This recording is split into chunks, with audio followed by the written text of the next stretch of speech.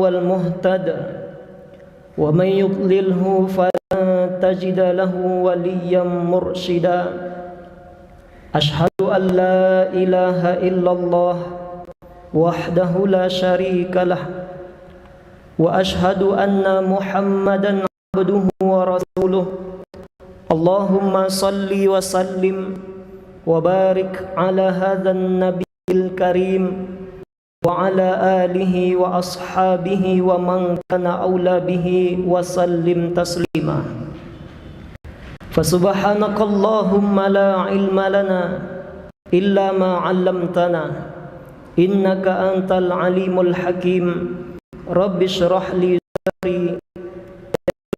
صدري واحلل عقدة من لساني يفقهوا قولي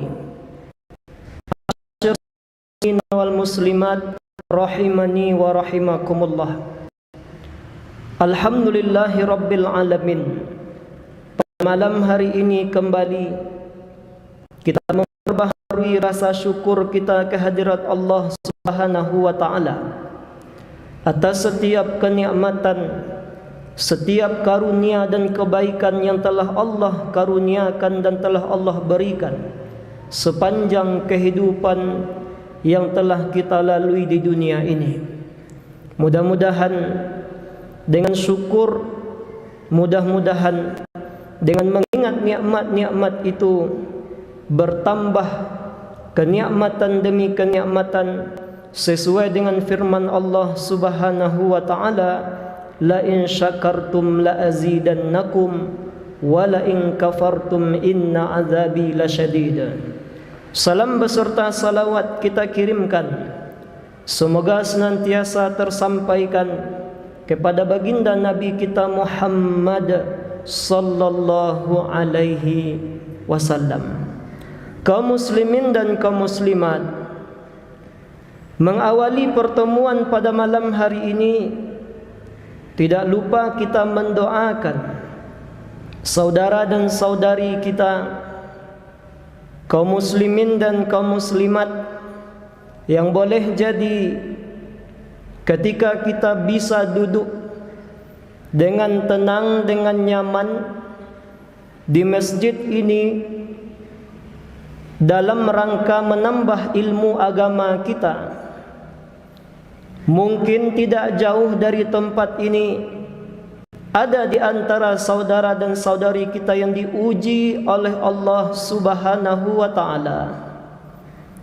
Maka kita doakan seperti saudara dan saudari kaum muslimin kaum muslimat yang saat ini diberikan ujian berupa banjir di negeri Pangkalan misalnya.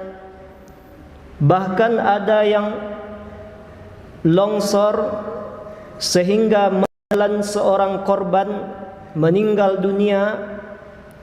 Tadi siang ketika hujan, kita doakan semoga Allah Subhanahu wa taala memberikan ketabahan, memberikan kesabaran dan keikhlasan kepada mereka.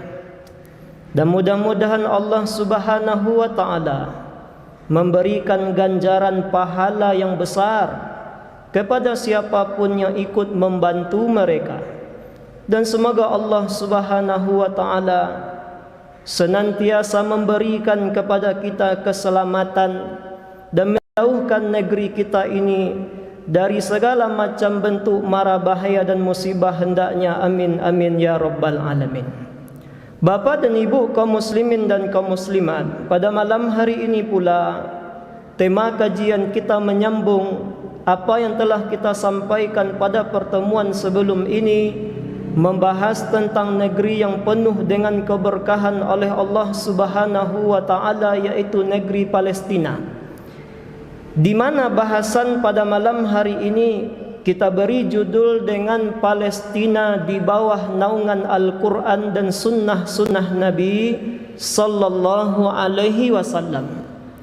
Bahwa maksud dari bahasan ini adalah kita ingin meneropong bagaimana Al-Quran, bagaimana Rasulullah sallallahu alaihi wasallam membicarakan tentang negeri Palestina. Dan telah kita sampaikan pada pertemuan sebelum ini tentang bagaimana sejarah dari negeri Palestina itu sendiri pada zaman modern, di mana negeri itu kemudian sampai sekarang yang awalnya seperti yang nampak di hadapan Bapak Ibu sebuah negeri yang besar, lalu kemudian mendapatkan bagian yang kecil saja.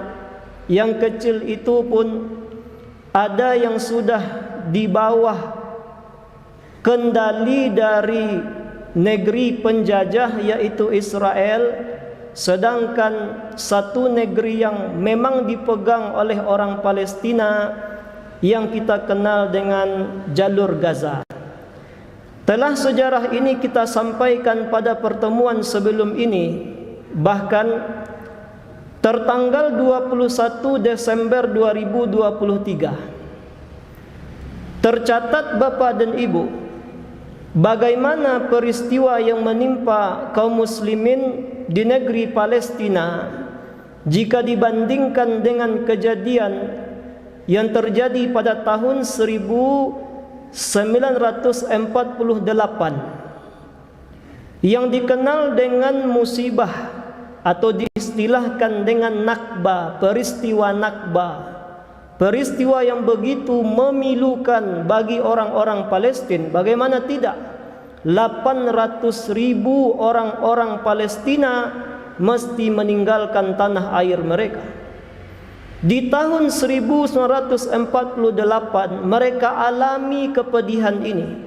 Namun ajaib, ternyata apa yang mereka alami dari tanggal 7 Oktober 2023, lebih kurang Bapak dan Ibu 67 hari, itu ternyata sudah melebihi apa yang menimpa orang Palestina di dalam peristiwa Nakba 1948. Kalau dulu 800.000 orang yang mengungsi, sekarang sudah tercatat 2 kali lipat dibandingkan itu. Sudah 1.650.000 warga Palestina meninggalkan rumah mereka. Dari yang tertera ini, jika dibandingkan dengan peristiwa masa lalu, kejadian Nakba 1948, serangan dari musuh Islam ini itu telah menelan korban lebih kurang 15.000. Amat menyakitkan di tahun itu. Namun ternyata di tahun 2023 lebih besar lagi yang menimpa mereka. Berapa orang Palestina yang telah gugur di dalam perperangan ini, ya insya Allah dimasukkan oleh Allah dalam kalangan orang-orang yang meninggal dunia dalam keadaan syahid, yaitu sudah mencapai 20.302 orang.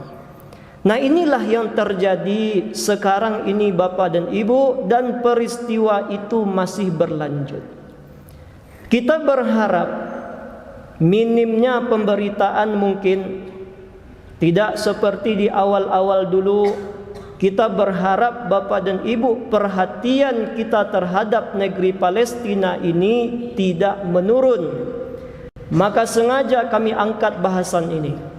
Jika kemarin kita mengurai tentang sejarahnya, pada malam hari ini insya Allah kita akan melihat negeri ini dari sisi ayat-ayat Al-Quran dan hadis-hadis Nabi Sallallahu Alaihi Wasallam. Bapak dan Ibu, Palestina itu masuk dalam negeri yang dikenal dengan negeri Syam. Dulu di zaman Nabi Sallallahu Alaihi Wasallam, selain disebut daerah Mekah Madinah dengan negeri Hijaz, maka yang di atas itu disebut dengan negeri Syam. Sekarang ketika negeri-negeri itu sudah berbentuk negara-negara yang memiliki pemerintahan masing-masing, maka negeri Syam itu terdiri dari 4 negara. Mana negara yang 4 itu? Jika Bapak Ibu lihat peta yang ada di depan ini, inilah 4 negara yang sebetulnya jika digabungkan semuanya ini disebut dengan negeri Syam. Mana saja itu? Yang paling atas ini adalah Suriah. Jadi negara pertama itu adalah Suriah. Kemudian yang berwarna merah putih, kemudian di situ ada di tengah-tengahnya warna hijau, itu adalah negara Lebanon. Kemudian di bawah itu adalah Palestina. Di sampingnya ada Yordania. Jadi ada 4 negara yang kalau dihimpun 4 negara itu disebut dengan negeri Syam. Mana saja? Yang pertama tadi Suriah, kemudian Lebanon, kemudian Palestina, kemudian Yordania. Nah, kita akan ungkap apa ayat-ayat Al-Quran, hadis-hadis Nabi Sallallahu Alaihi Wasallam yang menyampaikan kepada kita tentang bagaimana keistimewaan Palestina secara khusus dan bagaimana keistimewaan Palestina digabungkan di dalam negeri Syam. Jadi ada 2 hadis-hadis Nabi tentang ini, ayat-ayat Al-Quran tentang ini. Ada yang menyebut Palestina itu sendiri, ada yang disebutkan Palestina ini dalam kalimat yang umum masuk dalam negeri Syam. Nah, ini kita akan lihat. Kita akan lihat mana ayat dan hadis itu. Nah, yang pertama, keistimewaan dari negeri Palestina. Mengapa kita sebagai seorang muslim mesti membela negeri ini? Sebab di dalam Al-Quran ternyata Allah Subhanahu wa ta'ala bersumpah dengan negeri Palestina. Di mana ini didapatkan?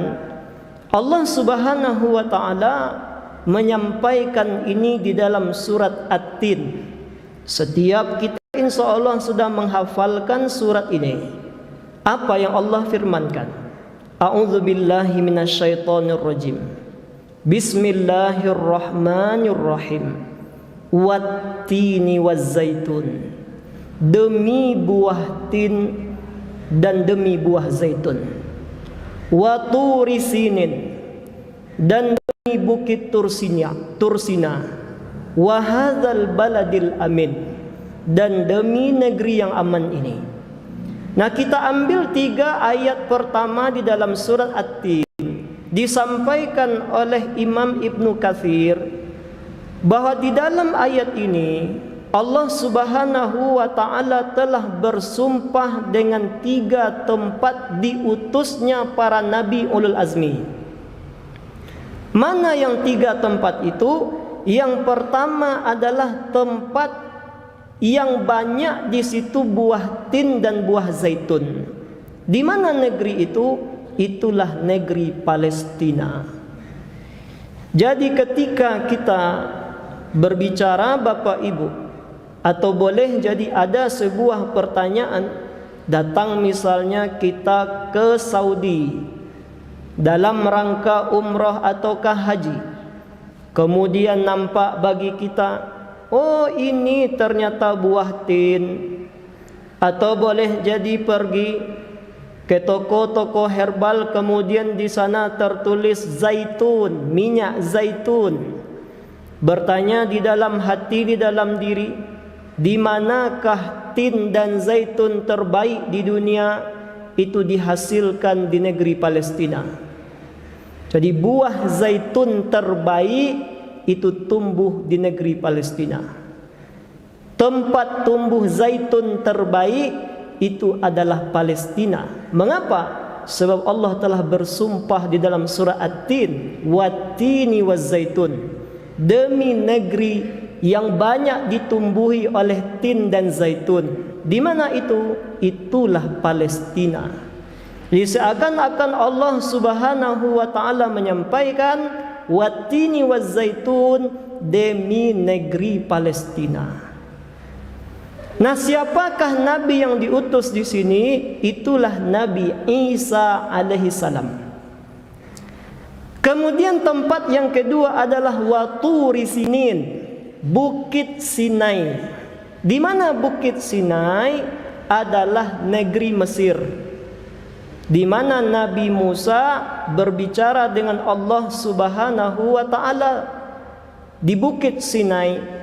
Jadi seakan Allah menyampaikan Waturi Sinin dan demi negeri Mesir.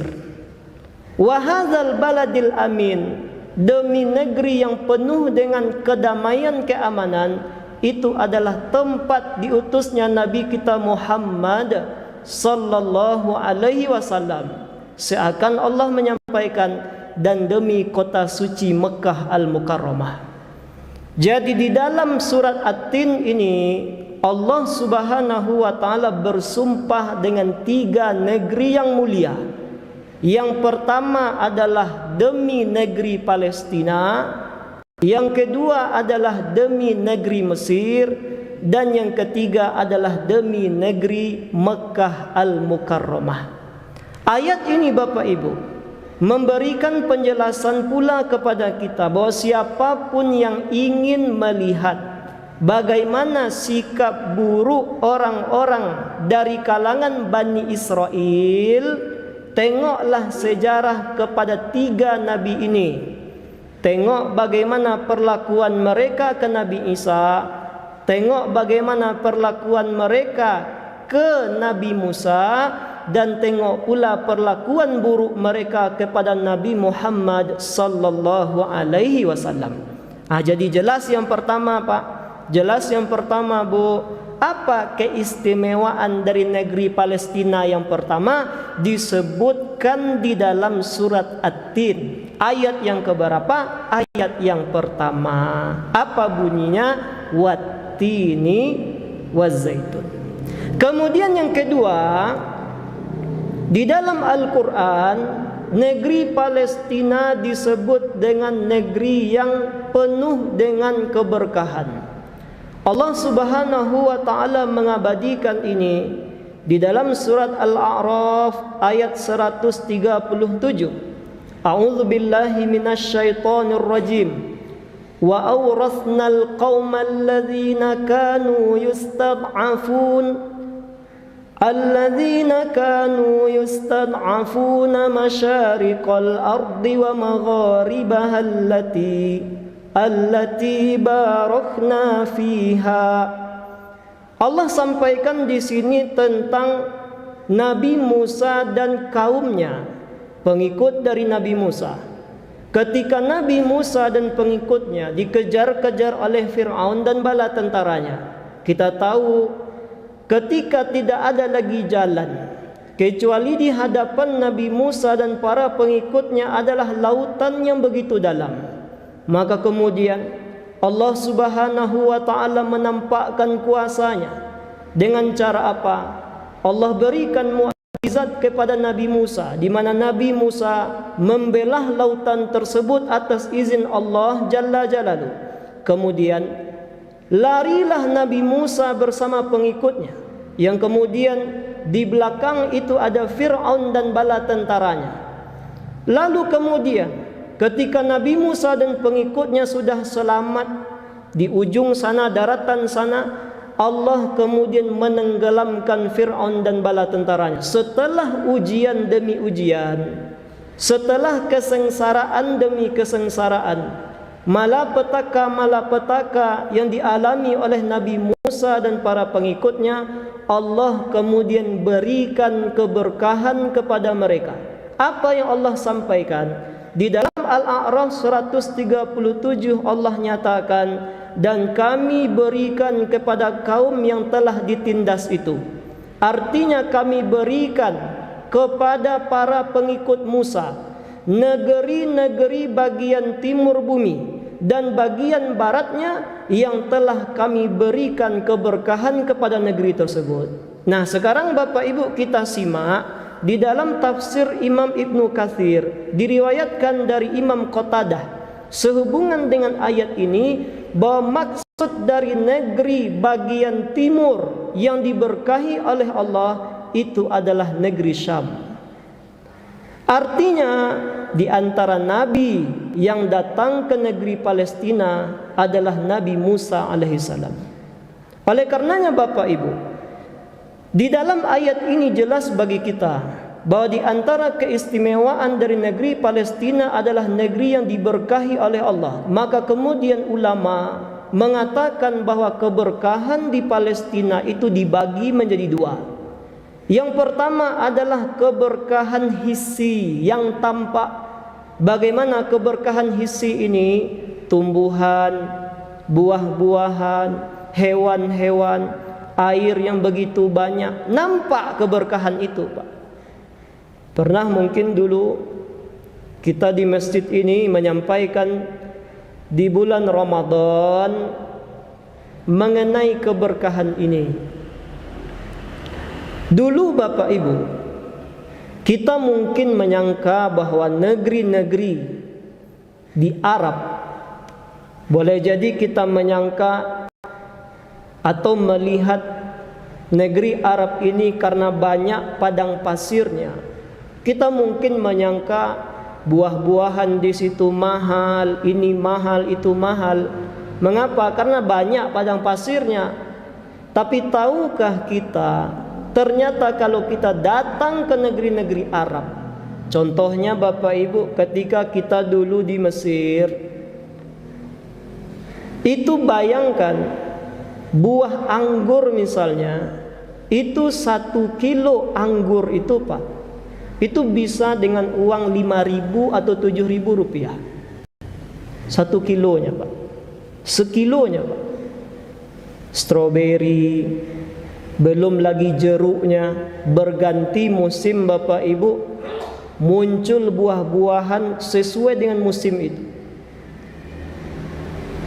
Kalau kita bandingkan dengan negeri ini Bapak Ibu, negeri yang kita sampaikan bahwa dilempar batu jadi tanaman, saking orang membayangkan betapa eloknya negeri ini. Tapi kalau kita renungkan, pernah kita tanyakan di masjid kita ini juga, kapan kita terakhir kali makan stroberi misalnya,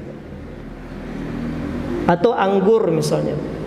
Kapan terakhir kali kita makan anggur tuh? Nah, inilah yang dimaksud dengan negeri yang diberkahi. Jadi tanaman banyak, buah-buahan tumbuh, hewan-hewan ternaknya begitu banyak. Ini berkah dari sisi hissi. Yang kedua adalah keberkahan dari sisi maknawi. Apa maksud? Di antara maksudnya adalah negeri Palestina itu banyak diutus di situ para nabi. Nah, jadi ini yang kedua. Apa keistimewaan Palestina yang kedua? Adalah negeri yang diberkahi oleh Allah Subhanahu wa taala. Dari mana sisi berkahnya? Dari tumbuh-tumbuhan, hewan-hewan, tanam-tanaman, dan juga banyak nabi yang diutus. Timbul pertanyaan, siapa saja nabi yang diutus atau pernah datang ke Palestina? Ini yang ketiga. Palestina itu Bapak Ibu adalah negerinya Nabi Ibrahim dan Nabi Lut alaihi wasallam. Allah Subhanahu wa taala menyampaikan ini di dalam surat Al-Anbiya ayat 70 sampai 71. A'udzu billahi minasyaitonir rajim. Wa aradu bihi kaida. Mereka hendak berbuat makar terhadap Ibrahim. Benar. Raja Namrud dan para pengikutnya di negeri Babilonia di Irak sana. Mereka ingin membakar Ibrahim hidup-hidup. Mereka buat makar kepada Nabi Ibrahim, tapi Allah selamatkan Nabi Ibrahim. Faja'alnahumul akhsarin. Kami jadikan mereka itu yang hendak berbuat makar kepada Ibrahim, termasuk di antara orang-orang yang paling merugi. Wa najjainahu wa Lut. Kemudian kami selamatkan Ibrahim dan kami juga selamatkan Lut. Kemana diselamatkan oleh Allah? Ilal ardil lati barakna fiha lil alamin. Ke sebuah negeri yang kami telah berkahi untuk sekalian manusia. Kemana negeri itu? Itulah Palestina, Pak. Jadi negeri Palestina itu negerinya Nabi Ibrahim dan negerinya Nabi Lut alaihi wasallam. Disitulah nanti Bapak Ibu, ketika Nabi Ibrahim hijrah dari negeri Irak menuju Palestina, kita tahu kemudian di negeri Palestina itu Nabi Ibrahim dikaruniai oleh Allah 2 orang putra. Yang pertama adalah Ismail alaihi salam dan yang kedua adalah Ishaq alaihi salam. Nanti kita akan lihat Bapak Ibu bagaimana keturunan dari Nabi ini. Jadi yang ketiga, apa keistimewaan dari negeri Palestina? Negeri ini adalah negerinya Nabi Ibrahim dan negerinya Nabi Lut alaihi salam. Kemudian yang keempat, negeri Palestina juga negerinya Nabi Sulaiman alaihi salam. Nah, jadi Nabi Sulaiman itu Pak juga di Palestina. Allah nyatakan ini di dalam surat Al-Anbiya ayat 81. A'udzu billahi minasyaitonir rajim. Wali Sulaiman ar-riha 'asifah tajri bi amrihi ilal ardil lati barakna fiha.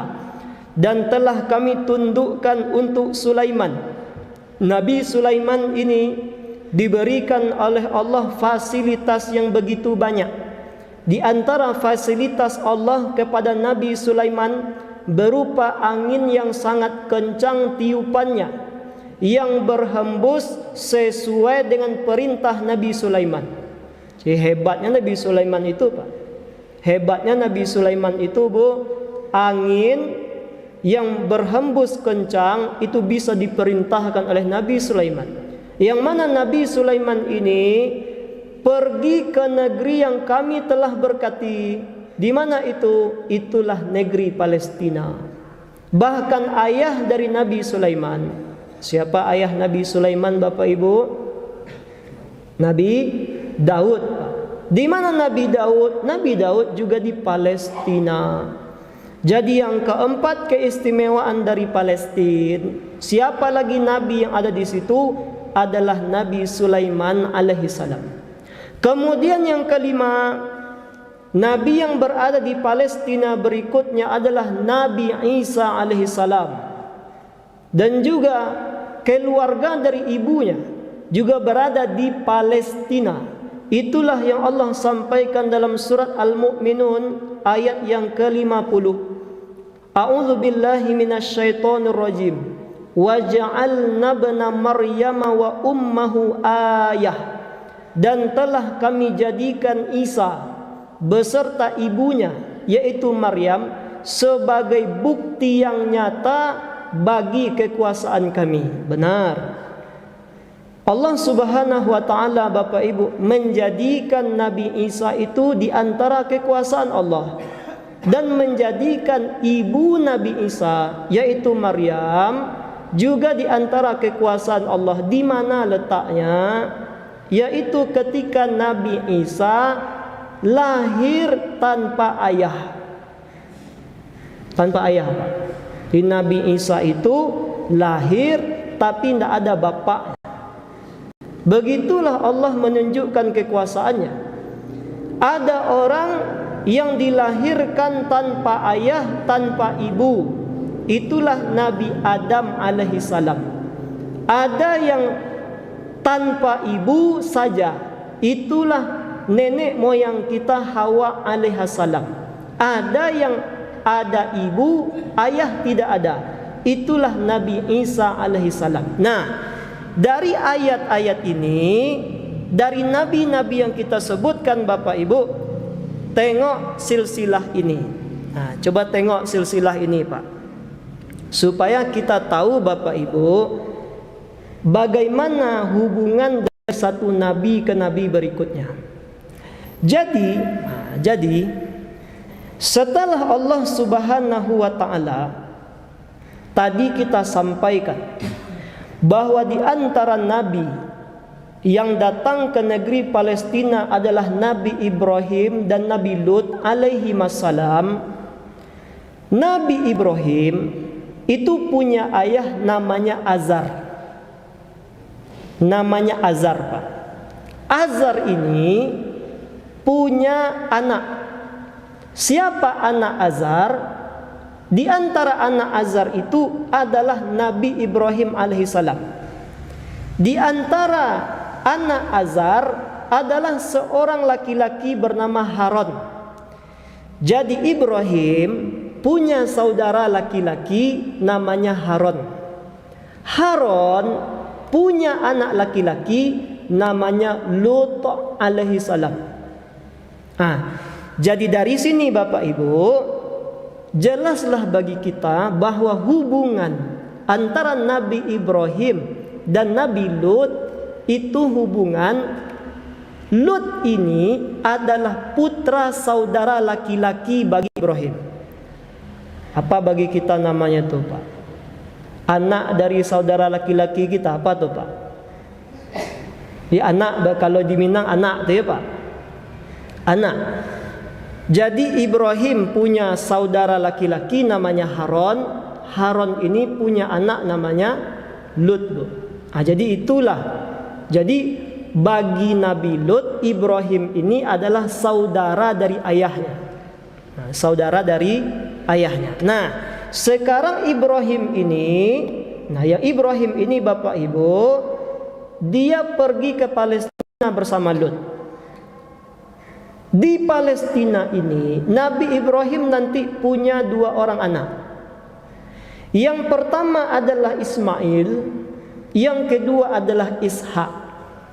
Yang Ismail ini dibawa oleh Nabi Ibrahim kemudian ke kota suci Mekah Al-Mukarramah. Kan begitu, Pak. Sedangkan Ishak menetap di Palestina. Nah, coba tengok tuh, Pak. Dari Ishak ini lahir nanti Nabi Yakub. Jadi Nabi Yakub ini hebat. Bagaimana hebatnya Nabi Yakub?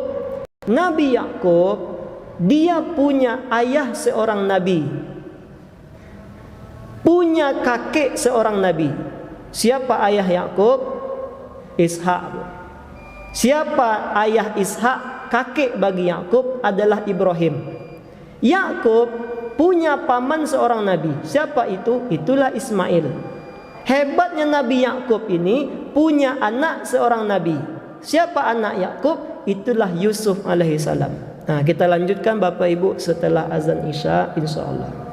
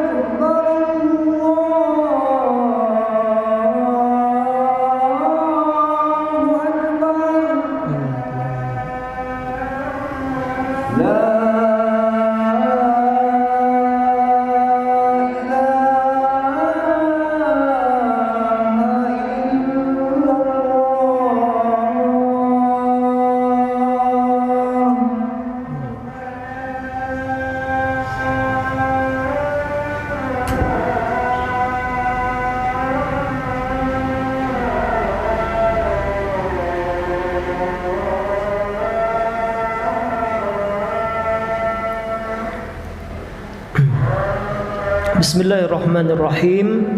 Alhamdulillahi rabbil alamin, wassalatu wassalamu ala ashrafil anbiya'i wal mursalin wa ala alihi wa ashabihi ajmain.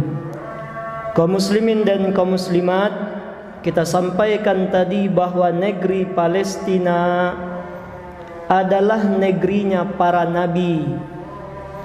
Bagaimana itu bisa terjadi? Kita akan tahu ketika kita mengenal silsilah para nabi. Jadi kita sampaikan tadi bahwa ketika Nabi Ibrahim dan Nabi Lut datang ke Palestina, Nabi Ibrahim kemudian punya dua orang putra yang kedua-duanya menjadi nabi, yaitu Ismail dan Ishak. Ishak kemudian punya anak bernama Yakub. Yakub kita tahu punya 12 orang anak. Di antara 12 orang anak itu, satu diangkat menjadi nabi. Itulah Nabi Yusuf alaihissalam.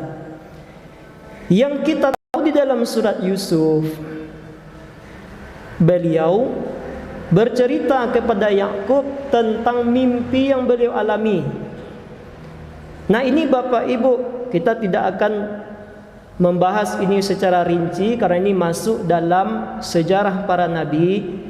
Jadi kalau kita lihat dari 12 anak Yakub, ada yang bernama Yusuf, ada yang bernama Benyamin, ada yang bernama Gad, Naftali, Asyir, dan Yahuda, ada yang bernama Lewi. Nah, tengok Bapak Ibu, dari 12 anak ini, pertama kita akan bahas dulu dari Benyamin, yaitu saudara Yusuf, yang ketika Yusuf sudah menjadi menteri, Yusuf tahu saudara-saudaranya datang, tapi bagaimana caranya untuk mendatangkan ayahnya? Nabi Yusuf buat siasah. Bagaimana? Dengan cara memang agak menyakitkan mungkin bagi Benyamin, dibuat skenario bagaimana Benyamin ini mencuri, kan begitu. Nah, dari Benyamin ini anak keturunannya nanti ada yang menjadi nabi, namanya Nabi Yunus alaihi salam. Nabi Yunus, Pak. Kemudian dari anak Yakub yang bernama Lewi, itu kemudian punya keturunan namanya Imron. Imron ini bukan Imron yang ada di dalam Al-Quran. Ada, kita tahu, surat Ali Imran, tapi bukan Imron itu, Pak. Imron yang lain. Imron yang mana? Imron ayah dari 2 orang nabi. Siapa itu? Nabi Musa satu, Nabi Harun satu. Jadi siapa nama ayah Nabi Musa? Nama ayahnya Imron. Keturunan dari siapa? Keturunan dari Lewi. Lewi ini siapa? Anak dari Yakub. Kemudian ada lagi saudara Musa namanya Harun. Kan begitu, Pak. Nah, sekarang dari 12 anak ini pula ada namanya Yahuda. Jadi kalau Bapak Ibu kita belajar nanti tentang sejarah agama Yahudi, maka mereka mengatakan asal usul mereka itu dari anak Yakub yang bernama Yahuda. Maka mereka kemudian mengatakan agama kami Yahudi. Oleh karenanya terjawablah pertanyaan, mengapa di dalam agama Yahudi Nabi Daud, Sulaiman, atau yang nanti kalau di dalam agama Yahudi disebut dengan King Solomon, kenapa itu diagung-agungkan? Karena anak dari Yahuda. Yahuda ini ya nanti punya keturunan, itulah Nabi Daud alaihi salam. Dan itu di Palestina. Nabi Daud punya anak pula seorang nabi. Siapa itu? Itulah Nabi Sulaiman alaihi salam. Nah, Nabi Sulaiman ini punya anak pula, Pak. Nah, ujung-ujung dari anak itu ada nanti anak Nabi Sulaiman itu menjadi nabi pula, keturunannya, Pak. Keturunan dari Sulaiman ini, keturunan dah jauh, itu jadi nabi pula. Siapa? Itulah Nabi Zakaria. Nabi Zakaria, Pak. Anak dari Nabi Zakaria itulah Nabi Yahya alaihi salam.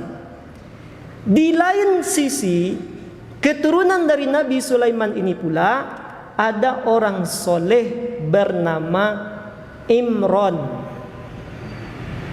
Imran ini Bapak Ibu, itulah yang ada di dalam surat Ali Imran. Berarti Imran, kalau kita lihat di dalam sejarah para nabi, nama ini ada pada dua orang. Yang pertama Imran sebagai ayah Nabi Musa dan Nabi Harun, dan Imran keturunan dari Nabi Sulaiman. Imran menikah dengan seorang perempuan, Pak. Imran ini bertugas sebagai penjaga Baitul Maqdis di Palestina. Ketika dia menikah, maka kemudian mengandunglah istrinya. Istrinya ini kemudian bernazar kepada Allah, ya Allah, seandainya anak yang lahir ini adalah laki-laki, maka saya akan jadikan pula ia sebagai orang yang menjaga rumahmu Baitul Maqdis di Palestina. Namun ternyata anak yang lahir itu bukan laki-laki, tapi perempuan. Itulah Maryam. Jadi anak dari Imran adalah Maryam. Anak dari Maryam Isa alaihissalam. Itu sejarahnya Bapak Ibu. Jadi nabi-nabi yang kita sebutkan tadi itu umumnya berkaitan dengan Palestina. Berkaitan dengan Palestina. Nah, nabi-nabi dan keturunan inilah yang kemudian Bapak Ibu di dalam Al-Quran dimulai dari Nabi Yakub alaihissalam yang disebut oleh para ulama sebagai Nabi Israel. Jadi kalau disebutkan Bani Israel, anak keturunan dari Israel, maksudnya adalah anak keturunan dari Yakub alaihissalam. Karena nama lain dari Yakub adalah Israel. Dari sini pula lah, kalau Bapak Ibu buka Al-Quran nanti ada di juz kedua, Pak. Nah, sebentar Bapak Ibu kita tengok juz kedua di dalam Al-Quran. Mengapa kemudian orang-orang Yahudi menolak kedatangan Nabi kita Muhammad sallallahu alaihi wasallam. Al-Baqarah 146. Mengapa, Pak? Karena Nabi Muhammad itu ternyata tidak dari keturunan Yakub alaihissalam. Dia tidak keturunan dari Ishak alaihissalam, tapi dia keturunan dari Ismail alaihissalam. Makanya kalau Bapak Ibu lihat ini, jadi Ibrahim punya anak Ishak dengan Ismail. Ismail tidak kita temukan Bapak Ibu ya, di dalam lembaran sejarah yang tercatat ini anak keturunannya yang menjadi nabi dan rasul. Semua yang menjadi nabi dan rasul itu berasal dari keturunan Ishak alaihi salam. Hanya ada satu nabi, satu rasul yang berasal dari keturunan Ismail alaihi salam. Sebab Ismail nanti dibawa oleh Ibrahim, ibunya juga yaitu Hajar, kemudian ke lembah yang tandus, kemudian lembah tandus itu menjadi Mekkah Al-Mukarramah. Nah, disitulah berketurunan nanti lahir Nabi kita Muhammad sallallahu alaihi wasallam, Pak. Jadi itulah terjawab Bapak Ibu. Jadi mengapa nanti Al-Quran menceritakan tentang bagaimana orang-orang Yahudi menolak kedatangan Nabi Muhammad sallallahu alaihi wasallam, meskipun semua sifat dan ciri Nabi Muhammad ini mereka ketahui, bahkan sebagaimana mereka mengetahui anak sendiri. Kami yakin Bapak Ibu, tidak ada di antara kita yang tidak mengetahui ciri-ciri anak kandung kita sendiri, tidak ada, Pak. Begitu orang Yahudi mengenal Nabi Muhammad ini, Bu. Jadi seperti seorang ayah mengenal anak kandungnya, tidak ada membantah apapun lagi. Tapi karena tidak berasal dari keturunan Yakub, mereka tolak itu. Nah, jadi inilah Bapak Ibu, ya mungkin baru kita bahas berapa nih, Pak? 5 keistimewaan dari negeri Palestina. Jadi kita simpulkan dulu bahasan pada malam hari ini, yaitu yang pertama, keistimewaan yang disebutkan oleh Allah tentang negeri Palestina, bahwa Allah telah bersumpah dengan negeri ini di dalam surat At-Tin ayat yang pertama, wattini wazzaitun, demi buah tin dan buah zaitun. Dan yang dimaksud dengan buah tin dan buah zaitun adalah negeri Palestina.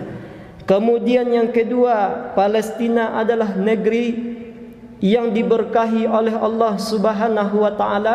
Al-A'raf 137.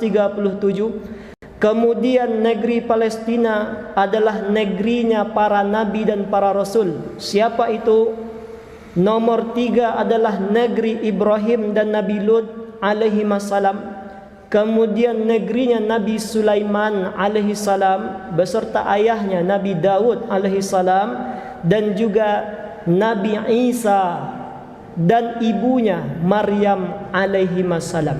Insyaallah Bapak Ibu, pada pertemuan berikutnya akan kita sambung bahasan ini dan akan kita ungkap ayat-ayat Al-Quran lainnya dan bagaimana Rasulullah sallallahu alaihi wasallam berbicara tentang negeri Palestina mulai dari semenjak zaman Nabi Sulaiman, termasuk kejadian yang menimpa beliau, dan Nabi juga sebutkan apa yang akan terjadi di Palestina di akhir zaman.